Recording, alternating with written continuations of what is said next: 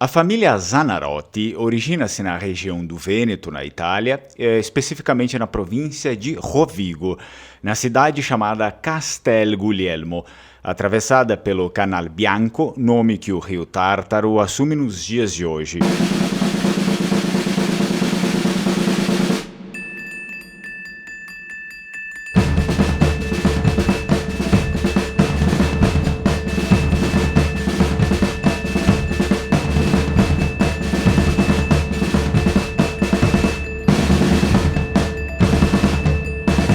Se desconhecem os dados exatos a respeito das origens antigas do local, embora já seja possível constatar povoamento em Castel Guglielmo desde a Idade do Bronze.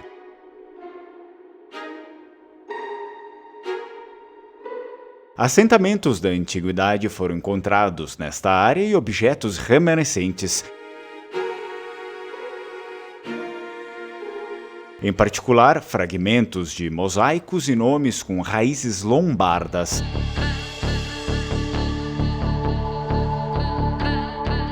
Os quais não dificilmente aparecem em certa abundância na toponímia da localidade, como por exemplo Via Stiringarda, termo do germânico medieval que significa o local da guarda.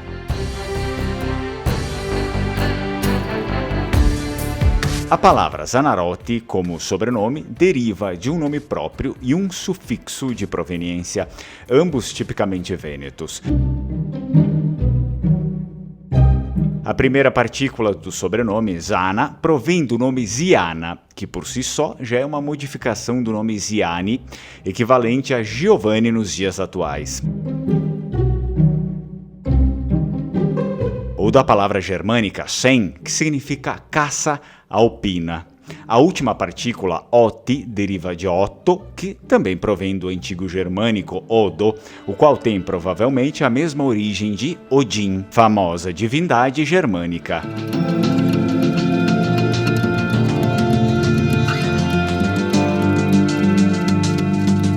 Sendo assim, também o sobrenome Zanarotti parece evidenciar a influência dos antigos lombardos em Castel Guglielmo,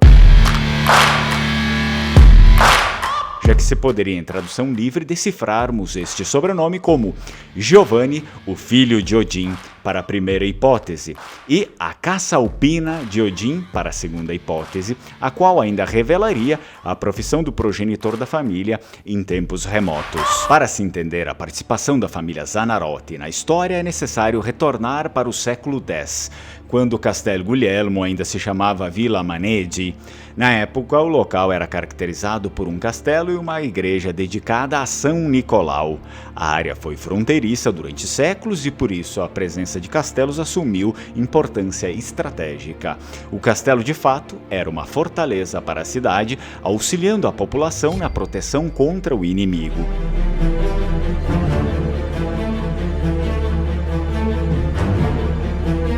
Contudo, no ano de 1146, o castelo da cidade já estava bastante destruído por conta dos inúmeros conflitos deflagrados na área.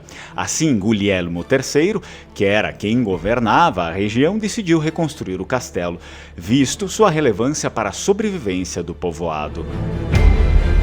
Na verdade, a reconstrução das ruínas do antigo castelo seria sinônimo de sobrevivência no poder para Guglielmo III, o qual estava com a popularidade em baixa naqueles dias turbulentos de máxima imprevisibilidade social e econômica.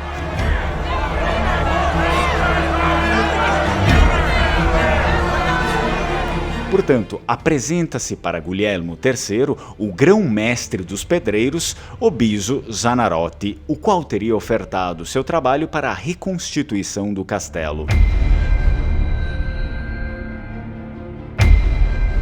É indispensável compreender que, na Idade Média, o ofício de pedreiro era uma condição cobiçada para a classe do povo comum, sendo essa a única guilda que tinha o direito de ir e vir.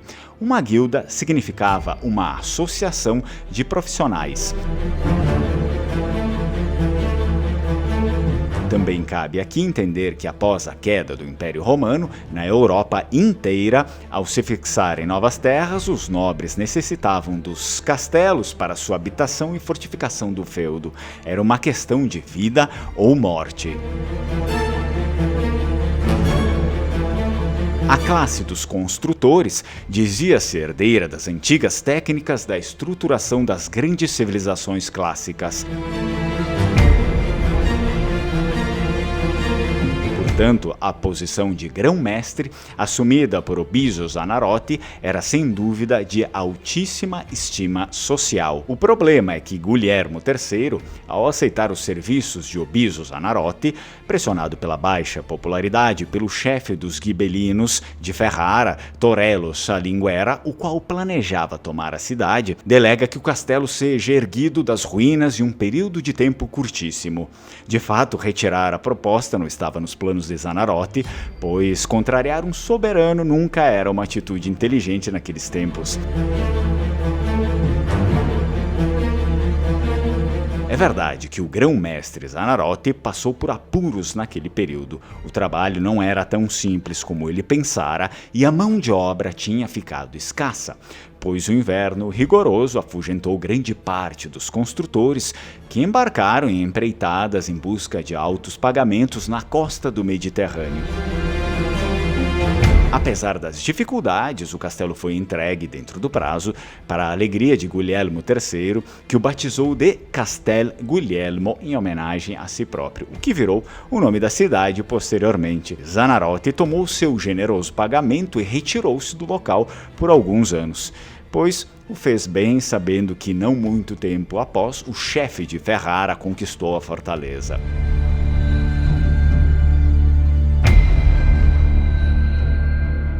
No entanto, anos mais tarde, a região foi dominada pela Sereníssima República de Veneza.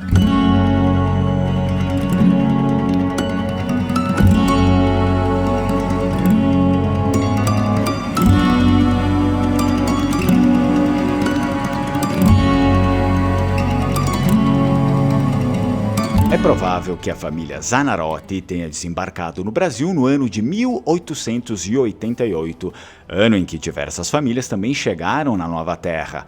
No caso da família Zanarotti, parecem ter se espalhado pelo país nas áreas de imigração, pois o sobrenome está presente tanto no sul quanto no sudeste brasileiro.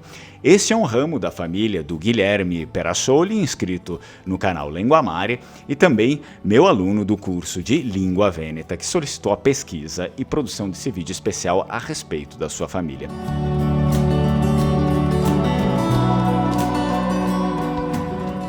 Se você gostou do vídeo, não esquece de curtir, se inscrever no canal e compartilhar o conteúdo, caso você também queira um vídeo especial como esse a respeito do sobrenome da sua família. Eu deixo um link aqui na descrição do vídeo e eu vou fixá-lo também nos comentários.